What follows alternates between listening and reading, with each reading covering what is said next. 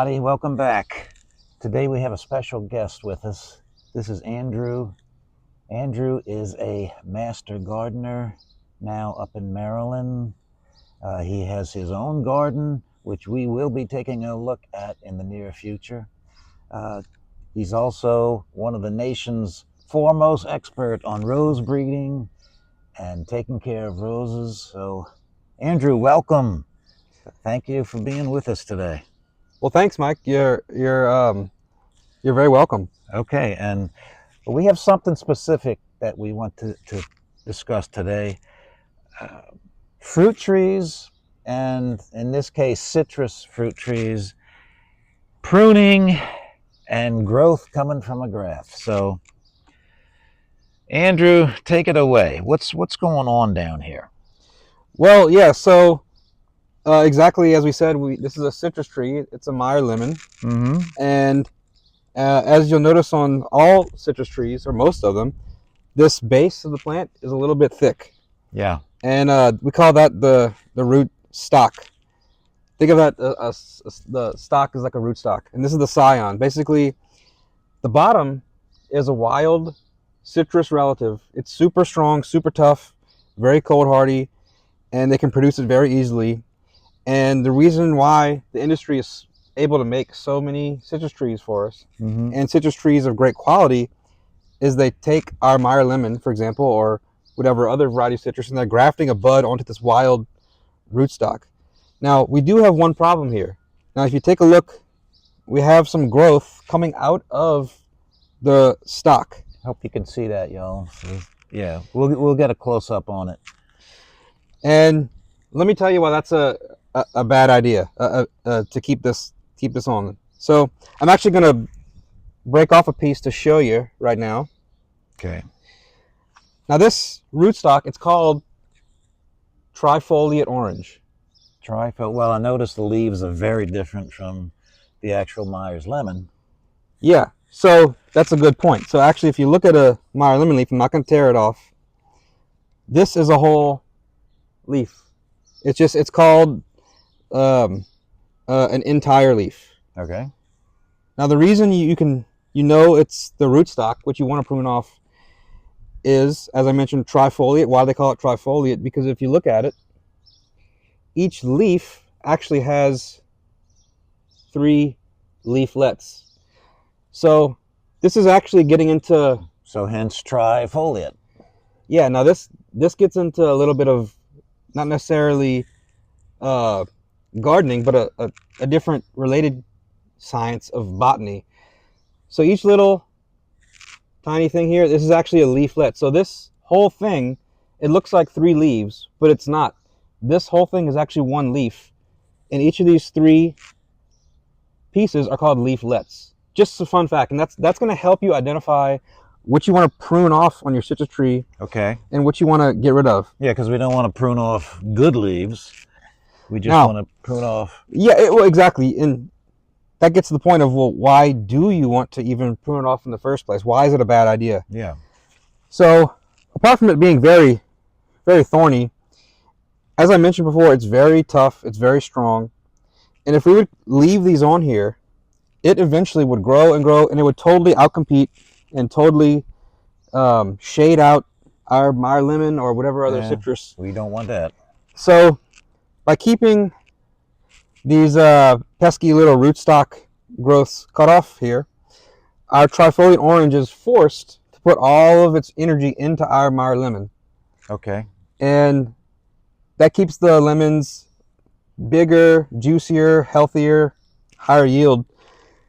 Now the lemon might still live if we would let it go out of control, but the lemons would be smaller, and over many years you would eventually just it would just kind of just wither. It might not do much. Okay. So the lesson is, if you see the base of your citrus trees, especially come out of this thick rootstock part, you see something with the 3 leaflets, get rid of it.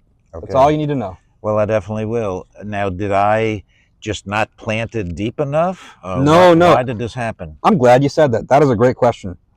This happened because this trifoliate orange rootstock, it's just that tough. It's just that strong. Yeah. And if you would have planted it, the entire stock up to here, all the way deep, all the way that deep, that really wouldn't be good because there's really no roots here. Now, eventually, over time, it may form roots, especially if you would put some rooting hormone. But it's really better to plant your citrus trees at the same root level as when you bought them in, because in addition to the roots would now be about, let's say, 5 or 6 inches deeper down. There'd be less oxygen. Okay. They could get drowned out by water. They can't breathe. In addition to that, this bottom part could start to rot, and then the whole tree would be lost. So yeah. um, So, and since we're on the subject of root stocks and grafting, what is the advantage? What if I just had a seed that sprouted and I had this Myers lemon that was growing on its own and it wasn't grafted? It was just growing on its own with no graft. great question. So as I mentioned earlier, part of the reason that they even graft these citrus trees onto this trifoliate orange rootstocks is for ease of propagation, just mass producing, because they root easy. But in reality, they're grown by seed. So a trifoliate orange grows by seed quickly, strong. You can graft onto it. But to your question of what if you tried to grow the Meyer lemon by itself? Well, it would be okay. It might be fine. It might grow a little slower. But here's the second main reason why they grow on the trifoliate orange. Studies have shown time and time again, by growing citrus trees on this trifoliate orange, you get a bonus. You get a bonus 5 more degrees of cold hardiness than if it was on its own roots. No kidding. I didn't realize that. So that's really what it's all about. It's ease of propagation. It's that improved strength, that cold hardiness. That's important because we're in zone 9A, maybe even 8B. I think the line goes right through my backyard. And we get freezes, not hard freezes too much, but just enough to where it would damage a citrus. But I've had citrus trees that survived 30, 29, even 28 degrees. So, well, that's good to know. And before I let you go, Andrew, does this apply also to other fruit trees? Because I have an Asian pear that is growing out the graft, even my apple tree. I guess I'm just not keeping up with pruning off of the graft, but everything that you said, does it carry over to other fruit trees? 100%. And I'm glad you mentioned that, because pretty much every fruit tree you see out there, especially for the home garden, it's going to have that thicker bottom stalk and the graft. It was chosen for a reason, and there's good reasons why why it's chosen to be the stock. It's all varieties that are focused mainly on being a good rootstock, and that's about all they do.